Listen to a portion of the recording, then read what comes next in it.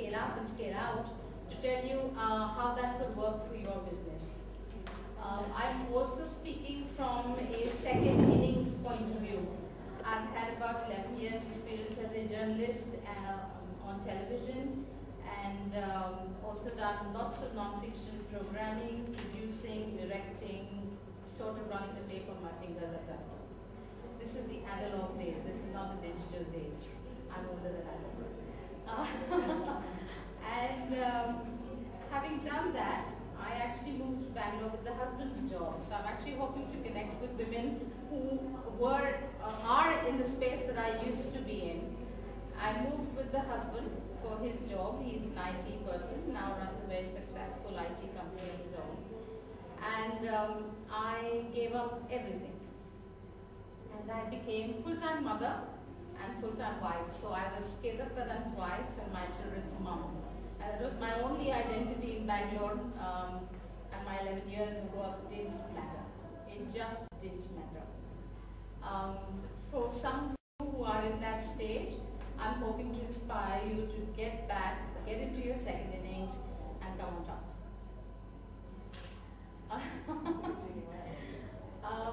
So what did I do? I'm going to straight away jump into how I became an entrepreneur. I was home. I had finished my diaper stage with the children, and I was looking for some adult conversation, for something that could engage me, something that I thought, very passionately that I owed to the years and years of education that I had put in, years and years of work, of learning more than education that I had put in.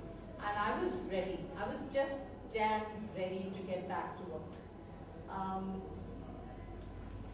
At 21, when I joined work the first time, and I was working for someone,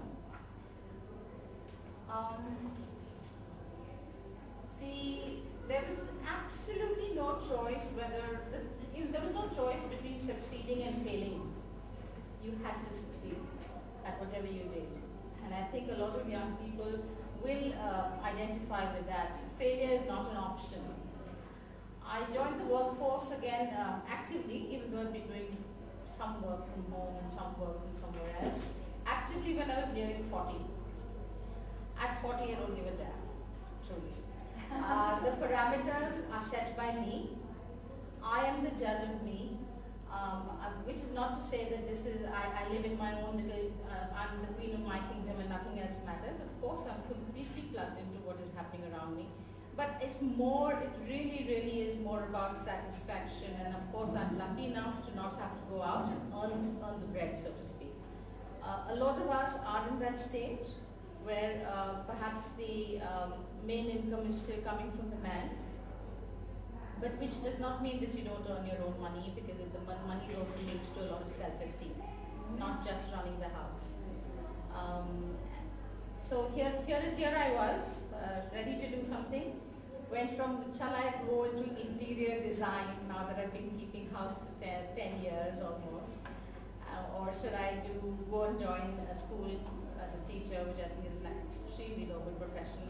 It just so happens that I don't have the patience to be a teacher, truly. It requires a completely different skill set. And then I sort of, like I said, just cut the clutter and figure out this is what I love. I'm passionate about telling stories. I want to do that, and I want to do that on my own terms.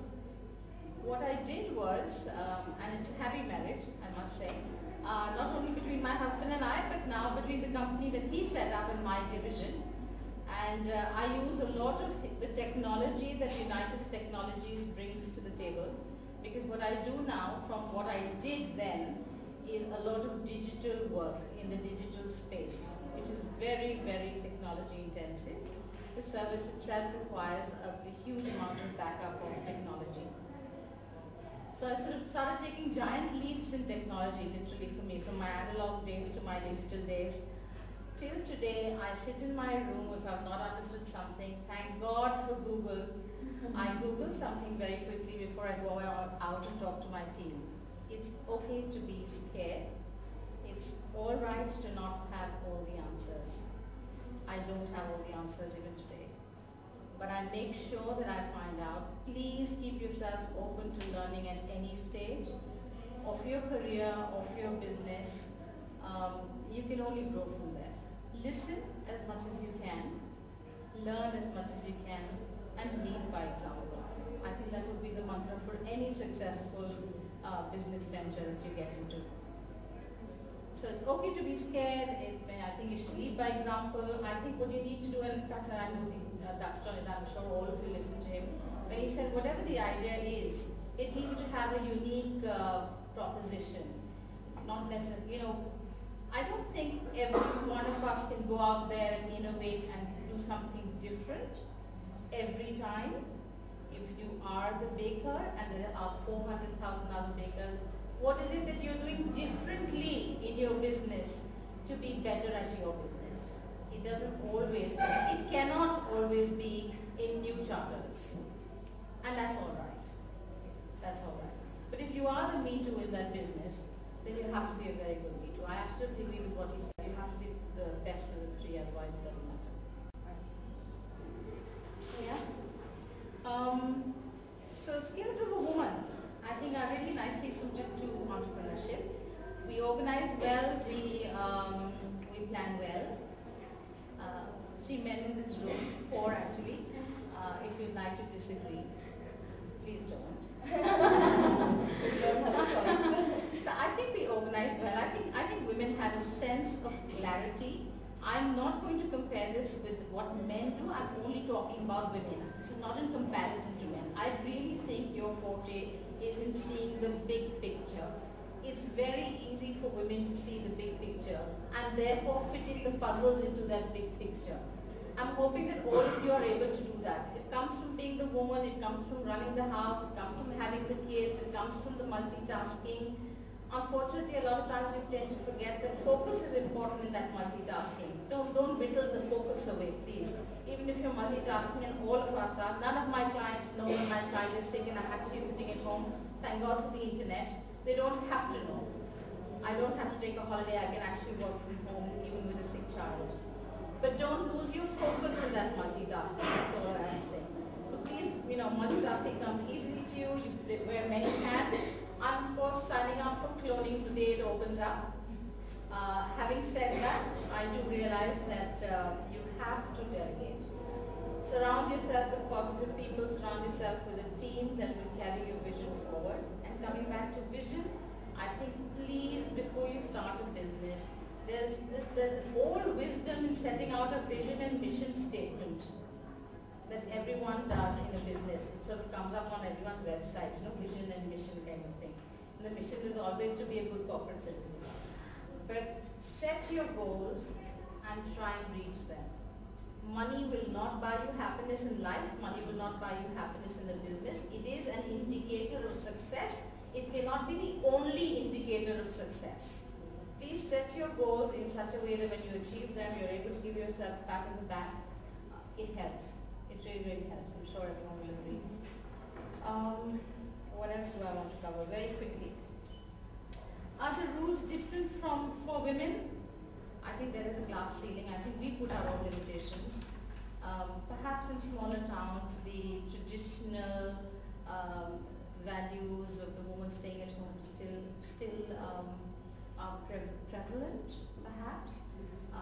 But I think that you will find great champions in some family member who will be supportive of you.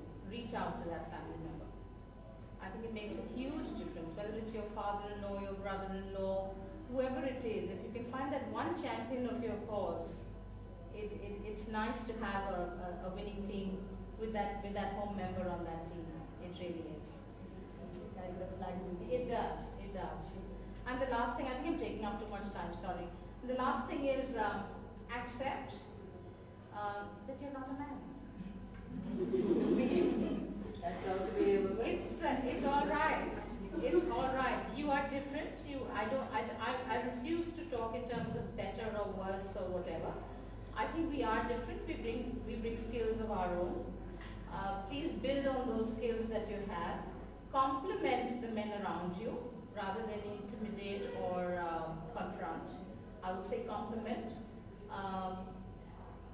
you know, for every man's success story, everyone is of course a cliche that there's a woman behind every man's success story, but for every woman's success story, there are always some very nice men also. So please be cognizant of that, and you know, as I said to one man the last time,